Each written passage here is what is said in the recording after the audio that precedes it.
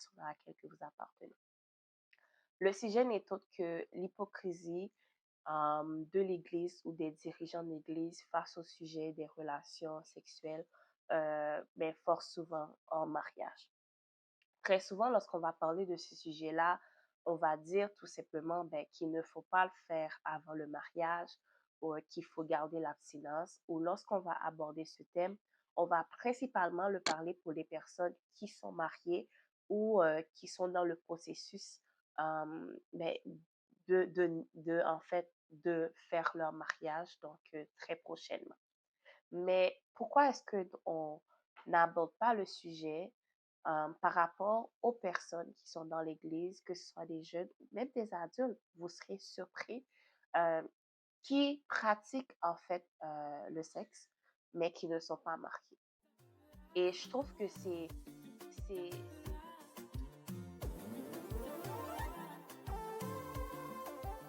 Allô tout le monde, j'espère que vous allez bien. Bienvenue dans cet nouvel épisode de Makou Jenny Podcast.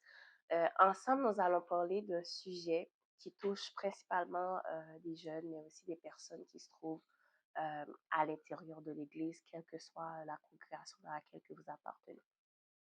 Le sujet n'est autre que l'hypocrisie de l'Église ou des dirigeants de l'Église face au sujet des relations sexuelles, mais fort souvent en mariage. Très souvent, lorsqu'on va parler de ce sujet-là, on va dire tout simplement qu'il ne faut pas le faire avant le mariage ou qu'il faut garder l'abstinence. Ou lorsqu'on va aborder ce thème, on va principalement le parler pour les personnes qui sont mariées ou qui sont dans le processus ben, en fait, de faire leur mariage, donc très prochainement. Mais pourquoi est-ce qu'on n'aborde pas le sujet par rapport aux personnes qui sont dans l'Église, que ce soit des jeunes ou même des adultes? Vous serez surpris, euh, qui pratiquent en fait le sexe, mais qui ne sont pas mariés. Et je trouve que c'est vraiment hypocrite, je vais dire comme ça, de la part des personnes qui sont responsables, d'attendre que ce n'est lorsque un malheur arrive, donc très souvent le malheur, ça va être lorsque soit une femme va être enceinte ou un homme va enceinter une autre personne. Puis là, on va voir le fruit, je vais parler comme ça, donc le fruit de leur travail. Donc à ce moment-là, on va être en mode, on va les pointer du doigt pour dire qu'ils n'ont pas respecté ces principes-là, qu'ils ont péché, etc.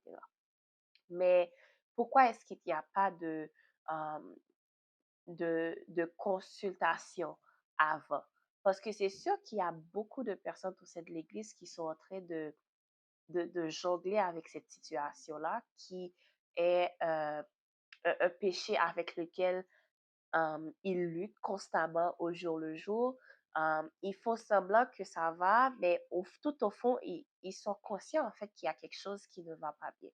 Mais pourquoi est-ce qu'on ne s'assoit pas et on n'essaie pas de trouver des solutions ou on n'essaie pas de trouver des moyens pour faire en sorte que ces personnes-là puissent se libérer de ces péchés-là?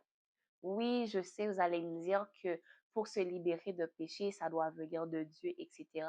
Oui, mais on va pas se mentir, ces personnes, ils vont prier pour que Dieu puisse les libérer. Mais en tant que chrétiens, en tant que frères et sœurs des personnes qui sont dans la paix d'Église, est-ce que nous aussi, nous n'avons pas notre part à faire dans ce cheminement-là pour aider ces personnes-là à aller mieux? Je vais prendre un exemple. Euh, il y a des jeunes à l'église euh, qui sont dans toutes leurs activités sexuelles. Puis, très souvent, on va juste entendre à l'église parler de, faut pas le faire avant le mariage. Mais jamais on ne leur dit pas, mais si tu es déjà dedans, comment est-ce que tu peux faire pour t'en sortir? Et je pense que lorsqu'on veut aider ou aller de l'avant ou avoir un impact dans la vie d'autrui, il faut y aller concrètement. Je pense qu'il faut arrêter nos blabla, il faut arrêter nos discours, il faut aller droit au but avec ces personnes et je pense que c'est là qu'on va vraiment avoir un réel impact dans leur vie. Exemple, je vais donner des pistes de solutions. Euh, Exemple, si c'est un groupe en fait de personnes que vous fréquentez qui fait en sorte que vous arrivez à pratiquer le sexe, sachant que vous ne devez pas le faire avant d'être marié, ben, il faudrait ne plus côtoyer ces personnes-là. Donc, réduire sur le fait que vous allez sortir avec ces personnes-là qui vont vous inciter à faire ce que vous ne devez pas faire. Si, exemple, vous êtes dans une relation avec quelqu'un qui soit croyant ou non croyant et que cette personne, en fait, insiste à faire cet acte-là. Mais il va falloir qu'à un moment donné, que vous soyez ferme dans votre décision et dire, mais moi, je ne veux pas le faire, mais voilà comment est-ce que je vais arriver pour ne pas tomber dans cette tentation-là. Très souvent, on va nous dire que fille à garçon, en créole, fille à garçon, c'est alibet, donc, ils n'ont pas à jouer ensemble. Donc, c'est juste pour vous dire que lorsque vous savez que vous avez un penchant pour quelque chose, ben, la première réaction que vous devez avoir, c'est de reconnaître que vous êtes faible.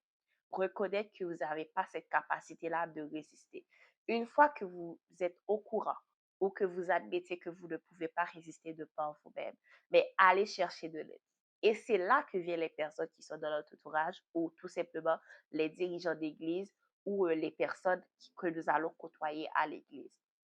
Je pense qu'on devrait arrêter de pointer du doigt les personnes qui vivent dans ce péché-là. Arrêter de penser qu'on est meilleur qu'eux parce que nous aussi, on peut tomber dedans et en un claquement de doigts sans vraiment qu'on se rende compte qu'on est dans le péché.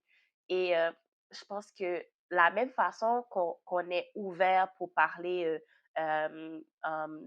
faire des conférences ou des réunions pour les personnes qui sont alcooliques ou faire des réunions pour les personnes qui sont violentes, pour les violences domestiques, etc. Mais il faudrait qu'aussi à l'Église, qu'on soit ouvert de parler de cela, que ce soit avec nos dirigeants. Donc, n'attendez pas en fait euh, que c'est lorsque quelqu'un tombe enceinte en n'étant pas marié, qu'à ce moment-là que vous allez lui donner une censure, une sanction, faire la radiation, etc. Mais bien avant, parce que vous savez que ça existe au sein de nos églises. Mais pourquoi ne pas faire des conférences? Pourquoi ne pas travailler avec ces jeunes-là pour les aider à s'en sortir? Parce que l'église de demain, ce sont les jeunes, ce sont les enfants. Donc, si vous voulez que ces enfants-là, ces jeunes-là restent à l'intérieur de l'église, et qu'à un moment donné, en fait, ils puissent vraiment avoir une vie étroite, une relation étroite avec Dieu, sans qu'il y ait vraiment un péché qui les empêche, en fait, d'avancer, qui les font penser qu'ils ne sont pas, qui ne sont pas assez bons pour s'approcher de Dieu, mais commencer à travailler avec eux dès maintenant. Et vous allez voir que ça va vraiment faire une différence. Parce que oui, nous cherchons un réveil au sein de l'Église, mais le réveil commence dans toutes les sphères de notre vie, dans tout ce qui peut nous déranger pour aller de l'avant. Donc, arrêtons de juste parler de l'abstinence ou de ne juste conseiller les personnes qui vont se marier ou les personnes qui sont déjà mariées, mais commençons dès aujourd'hui à admettre que oui, il y a des personnes au sein de l'Église ou de la jeunesse qui, qui en fait, qui se permettent d'avoir des rapports sexuels avant le mariage, mais comment est-ce que l'on peut aider ces personnes-là pour qu'ils puissent vraiment ne pas tomber dans le piège de l'ennemi et pourquoi pas, dans quelques mois, dans quelques semaines, ben, se débarrasser de ce vice-là qui va affecter en fait tout, tout leur vie. Donc, j'espère que vous avez apprécié cet épisode. N'hésitez pas à donner vos commentaires, à partager cette vidéo à vos amis, les dirigeants d'église aussi pour qu'ils puissent prendre conscience de cette situation-là. Et je pense que si euh, on veut vraiment qu'il y ait un changement, donc le changement doit commencer par nous-mêmes. Donc, je vous donne rendez-vous à mercredi prochain pour un nouvel épisode de Marco Jenny Podcast. Au revoir.